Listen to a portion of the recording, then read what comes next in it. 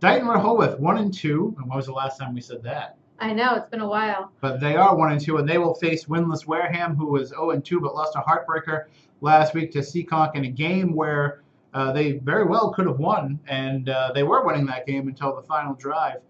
So hopefully they can take that lesson and learn, because this is a prime opportunity to do some damage to the Falcons. Well, like Tim was saying in the opening, is last time Dighton-Rehoboth was 1-2, I don't even remember. I mean, it might have been when I was at the Taunton Gazette. It was so long ago, 6, 7, 8 years ago. But Dighton-Rehoboth has faced some tough competition. They opened the season with their first win. It was against Bourne, and they've lost back-to-back weeks to Apponequet, which, front runner for the South Coast Conference A Division title.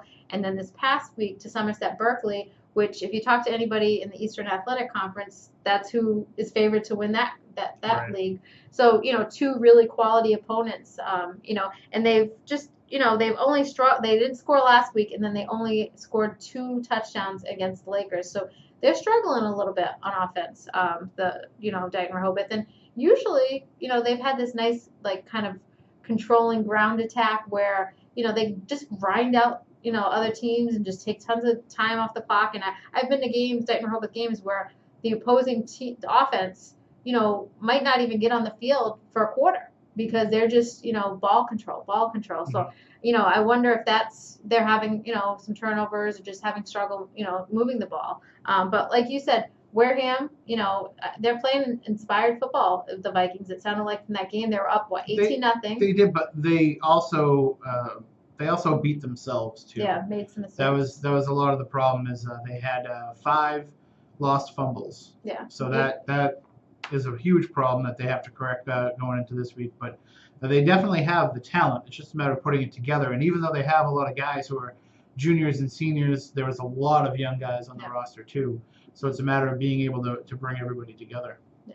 And I mean, with you saying that they lost that many fumbles, they scored the go-ahead touchdown with 25 seconds left? Yeah, I think it was 29. Yeah. 29 left on the clock. And then to have Seacock come back with, I think it was 4 seconds left and score, and win the game. I mean, that was a huge shock.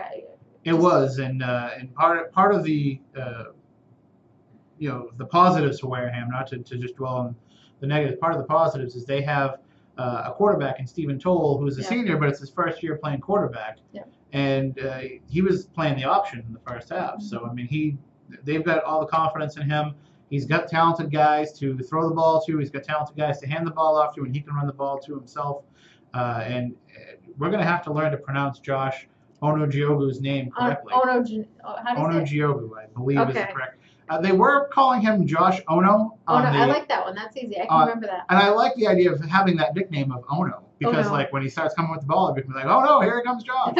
So let's hope that sticks. But we'll have to see if it does. But I mean, he's a guy who we're going to be hearing his name quite a bit as this offense gets going. And I think he had over 100 rushing yards last week. In the first half. Yeah, that's the first impressive. half. What ended up happening though is that they keyed in on him in the second half. Yeah. And slowed him down a bit, but he still looked really good, and hopefully they can find a way to keep finding holes. And that was the other thing too, is they have a couple of young guys on the offensive line who are, they're not playing the gap. Yeah. Dan Knott was telling me after the game they're playing the guy in front of them instead of playing the gap. Mm-hmm. And when that happens, you just end up moving around, and it ends up making no holes at all for the kid to run through. So. Yeah, well, I mean, not to say that Wareham will beat Dighton-Rehoboth, but could you imagine the confidence boost for That's why I asked you if I could cover that game, but I guess I can't. I mean, that would be a huge win for Wareham. So we'll see if the Vikings get in the win column. If not, it'll be another learning experience against a quality team in Dighton-Rehoboth. So. Absolutely. That game is happening Friday at 7:00 at Spillane Field, and you can follow along with it at SC_varsity.